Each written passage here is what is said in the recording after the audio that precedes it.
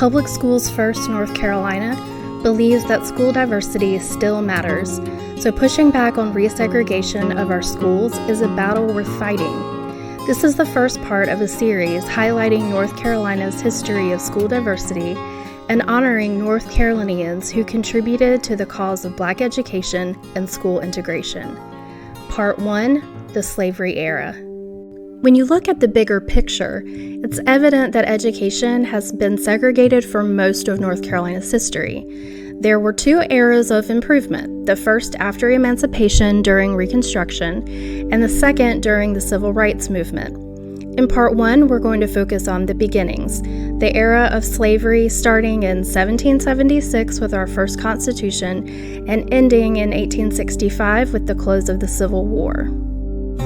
North Carolina's Provincial Congress met in Halifax in April 1776 and signed a resolution ordering North Carolina's delegates to call for independence at the Second Continental Congress. They then went to work writing the first Constitution of North Carolina. Article 41 stated that the legislature would use public funds to establish schools for youth and promote useful learning in universities. The University of North Carolina was chartered in 1789 and started holding classes in 1795, making it the first public university to begin instruction in the United States. Most prominent schools in North Carolina during this time, such as Presbyterian minister David Caldwell's Log College and the Moravian Salem Female Academy, were privately funded by churches or wealthy landowners for mostly white males. By the start of the 1800s, there were 40 private academies operating in North Carolina. Some enslaved, though mostly free, Black students also received education. In the 1790s, Anna Marie Samuel, an enslaved Moravian, attended Salem Female Academy. John Chavis, the first documented free Black person to attend college in the U.S., moved to North Carolina and opened several schools in the early 1800s, serving white students during the day and Black students at night. After her enslaved mother died in 1819, Harriet Jacobs was taken in by her mistress and taught to read and write. But in 1818, with growing concerns about the stability of the slavery system, the North Carolina General Assembly passed the first law specifically prohibiting anyone from teaching enslaved people to read or write. Rhetoric of the time blatantly acknowledged that educated people would not be able to tolerate being enslaved.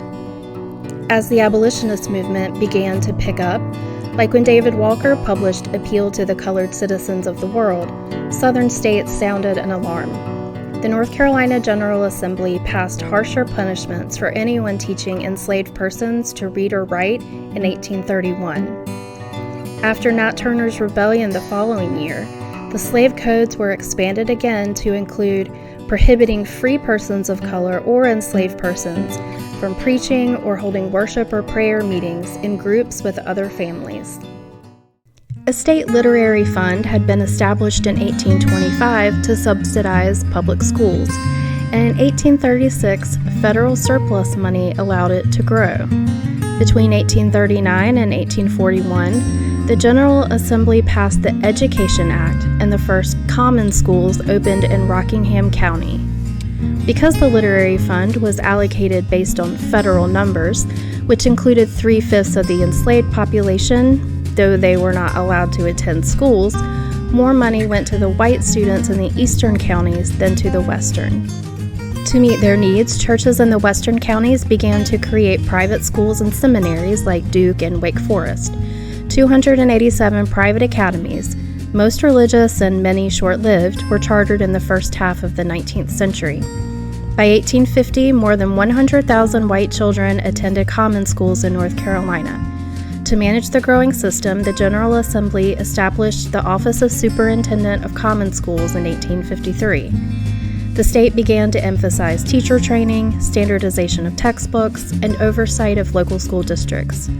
North Carolina's common schools are considered to have been among the best in the South by 1860. Even during the antebellum era, some Black people learned basic reading skills on their own or through illicit lessons from white people like Quakers and other abolitionists inspired by Uncle Tom's Cabin in 1852. According to some estimates, there were over 200 free black students attending school in North Carolina and over 5,000 literate free black adults. However, conditions continued to get worse for enslaved people. After the Fugitive Slave Act in 1850 and the Dred Scott Supreme Court decision in 1857, slave patrols were formed to crack down on their movement and prevent collective actions. The fact that the highest court in the land declared that black men had no rights would not bode well for their access to education. From 1861 to 65, the Civil War destabilized the school system. Schools chartered during that time tended to be focused on need: military academies, schools for the orphaned, and institutions for the mentally or physically disabled. As the Union troops began to take control of eastern North Carolina near the end of the war, the black population became emboldened to organize for their education. By 1864, there were about 3,000 black students in makeshift schools, in homes, churches, barns, and army barracks throughout the region. Seeing the writing on the wall, the General Assembly passed a preemptive measure. The act created a dual system with public common schools and public graded schools, which would be only for white students and funded with a combination of public and private money. The chairman of the funding committee for each district would handle 2 separate accounts and collect commissions on all private donations. The all-white graded schools were still designated as public so they could still receive their state literary funds, but were allowed to raise their own money to build new schools, hire their own teachers, create their own curriculums, and purchase their own supplies.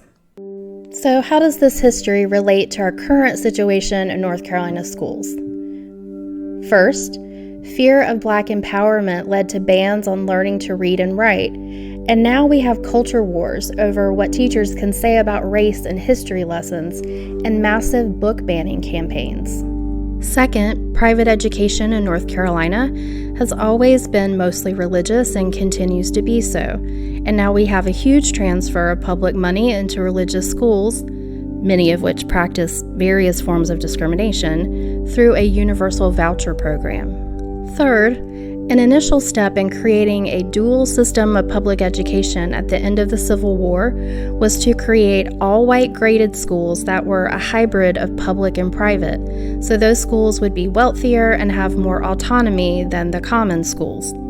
The details of that system are strikingly similar to how public charter schools operate now, and even though they are not segregated, they are contributing to an increase in racially isolated and socioeconomically unbalanced schools in North Carolina.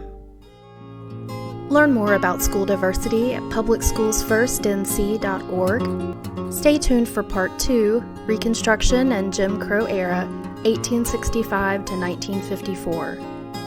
See the video description below for a full list of references and sources.